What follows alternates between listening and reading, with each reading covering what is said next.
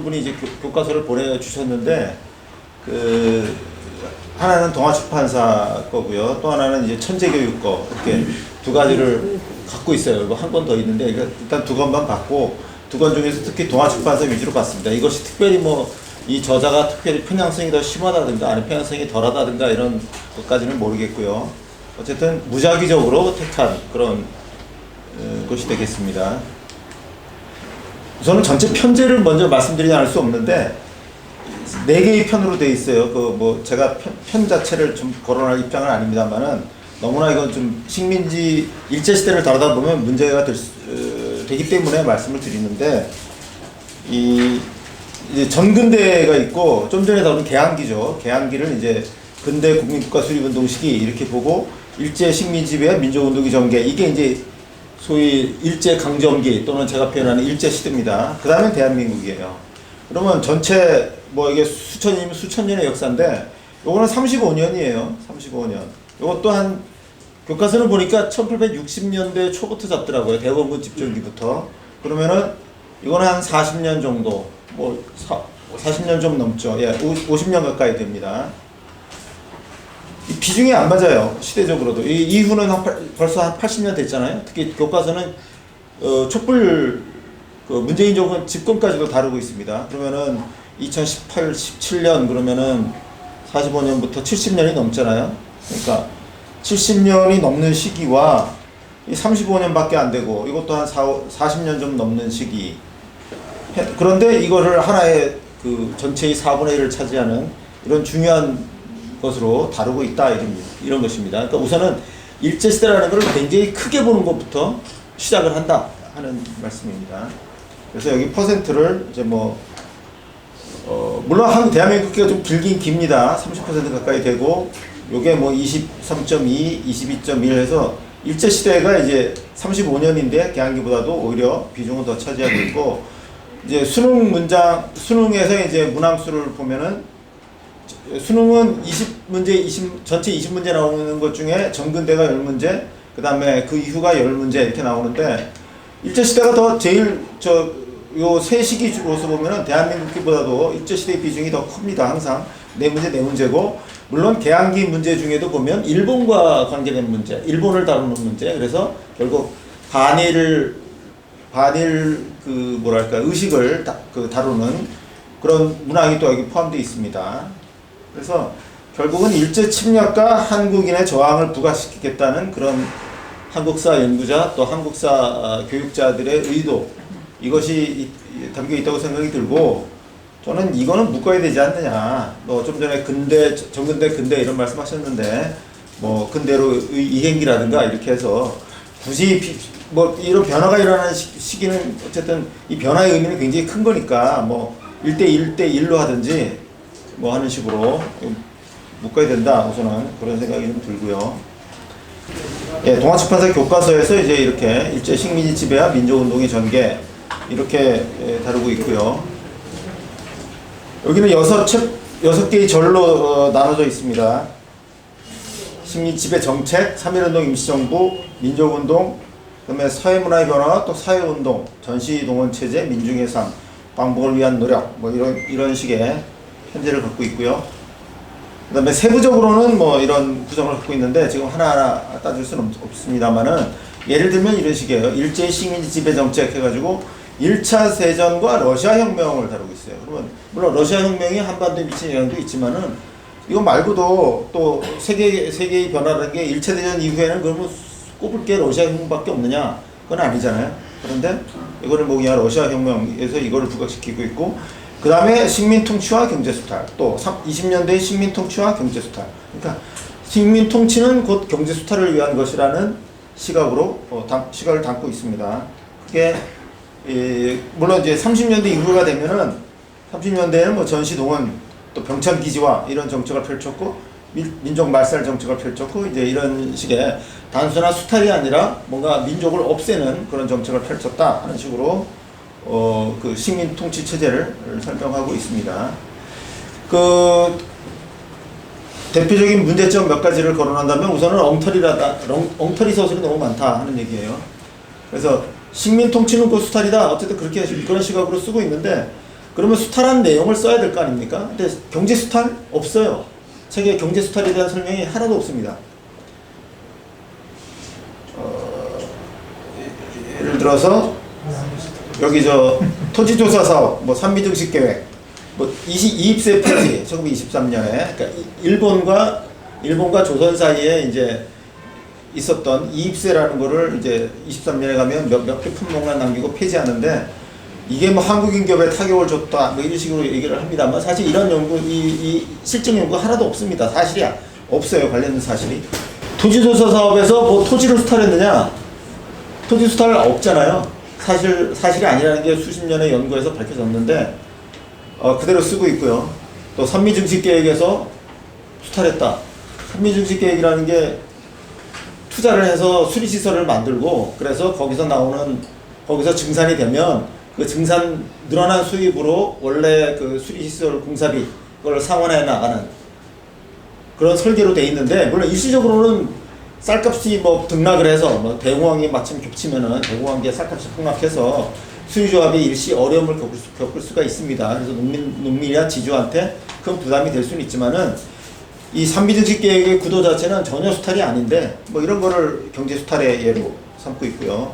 그 다음에 같은 교과서 저자가 썼는데 앞뒤가 전혀 다른 얘기를 하고 있어요. 예를 들어서 회사령을 일본이 처음에 들어와서 했을 때 한국인 자본 축적을 차단하기 위해서 한 것이다. 이렇게 이제 써놨습니다.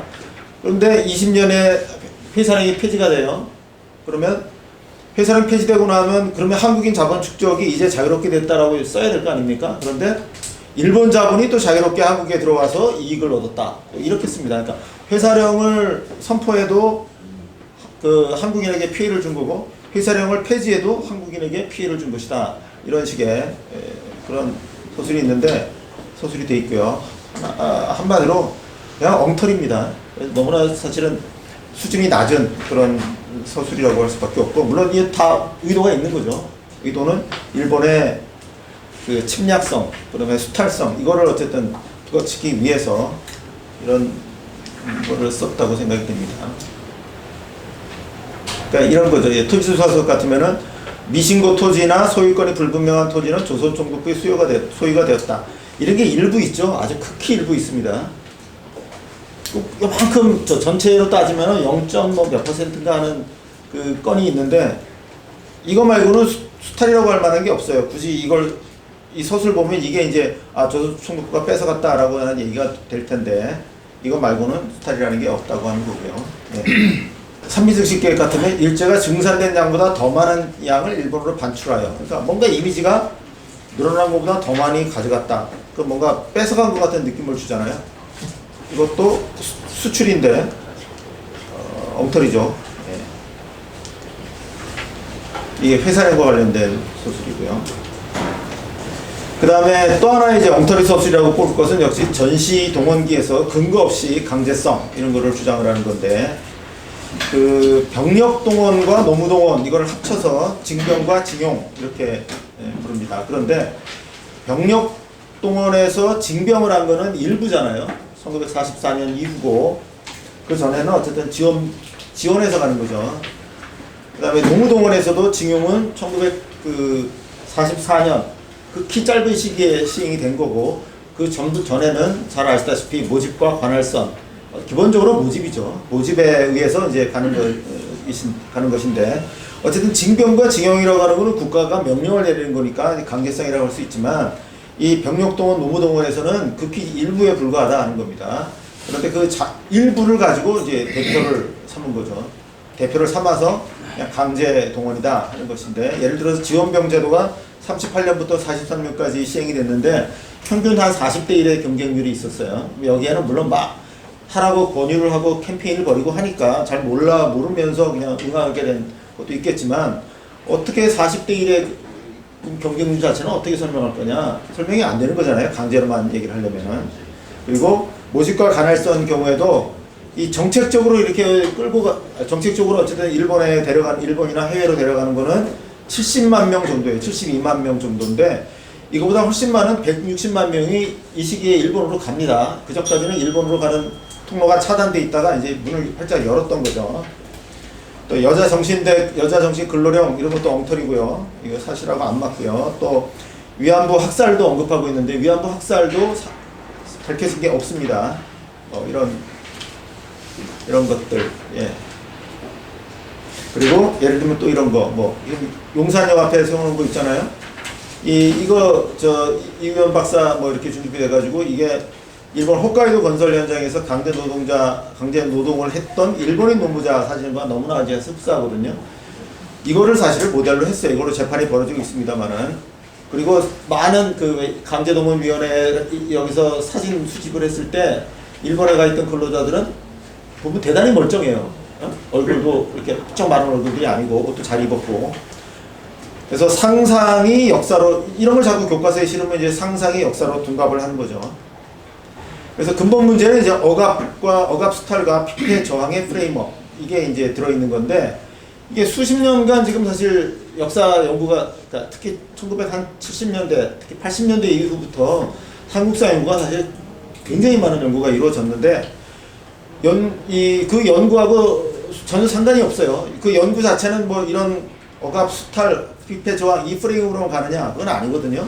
그런데 이 연구하고 교육이 전혀 지금 따로 놀고 있고 일본에 대해서 증오심을 조장하는 그런 의도의 소설 그것이 있고 또 여기서 보이는 한국인은 피폐 몰락의 한국인상이고요. 그 다음에 일제에 대한 저항만 중요하고 대다수의 그 밖의 대다수의 한국인의 삶은 이 교과서에서 누락되어 있습니다. 그 다음에 두 번째 문제는 문명의 전환에 대한 인식이 없는 건데요. 근대화의 한 경로잖아요. 식민지 근대화라고 하는 것이 그 식민지를 거치면서 근대 문명이 들어와서 근대사회로 이행하게 되는 하나의 경로인데 여기에 대한 인식이 전혀 없습니다. 그래서 이 식민지 근대화의 대표적인 사항인 근대 민법의 시행, 또 형법의 시행, 또 근대 화폐금융제도라든가 조세재정제도, 도량형제도, 토지등기제도 이런 것들이 이 전반적으로 시행이 되는데 이런 것에 대한 인식이 전혀 없고 교과서에 담겨 있지 않습니다. 물론 그렇다고 근대화가 완성이 되는 것이냐? 아니죠. 예를 들어서 공권, 참정권이라든가 또 언론, 출판, 집회, 결사의 자유 이런 것은 제한적으로만 인정이 되니까 절반의 근대화라고도 이제 꼭 비중을 꼭 절반이냐라고는 할 수 없습니다만은 어쨌든 그 과정 도상의 근대화라고 할 수 있는데 이런 부분에 대한 인식이 전혀 없습니다.